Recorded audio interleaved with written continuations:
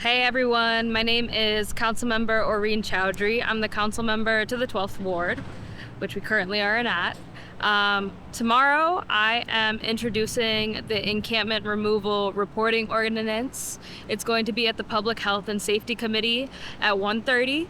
It's a public hearing, so if you are someone in our community that really cares about addressing homelessness with a lens of compassion, dignity, and humanity, I really recommend you come and join, give a 2-minute testimony.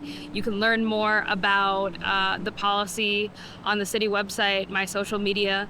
Essentially, the encampment reporting policy is about transparency, accountability, and oversight over the City of Minneapolis and their process of encampment removals. We have seen time and time again, the City of Minneapolis has participated in or conducted encampment removals that have displaced unhoused residents and led them to go to other blocks and find spaces, lose their belongings, lose access to services and care, and honestly, resources and tools that they need.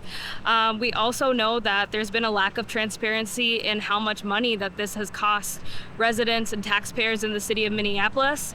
We also have not gotten accurate or consistent information about what are the impacts on the individuals within encampments after an encampment eviction. Were they offered housing? Did they receive it? Was it temporary? Was it a hotel? And this policy is really about making sure that we understand what's going on so we can make informed decisions as policymakers, and so you, the public, have access to this information, both about the cost of encampment removals and the impacts on real life people. It's really important for us to understand what the cost is because we want to know how much money we're putting towards this, because we know we need to put resources towards housing and wraparound services and support the community that's really struggling. You literally cannot evict away unsheltered homelessness and the struggles that people who are in encampments are facing. And I just want to clarify and double check for people watching this. You mentioned there's a chance for people to come in and speak. So yes, people who show up will have 2 minutes each, I believe? Yes. So you will come in to the city council chambers. You will sign your name up on a list. I anticipate that the meeting will be really full tomorrow.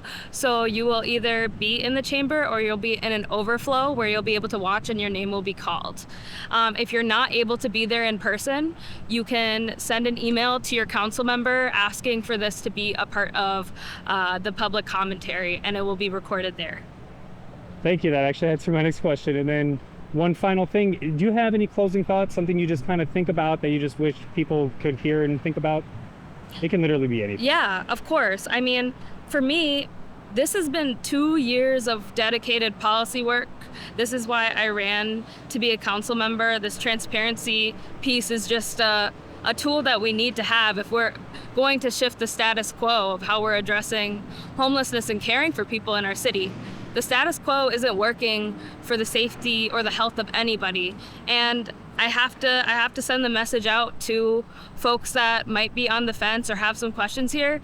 We need to start talking about our unhoused neighbors like humans, because there is far too much rhetoric dehumanizing people who are just struggling like you and I and want to have an opportunity for a stable life and a healthy life. And that's my message.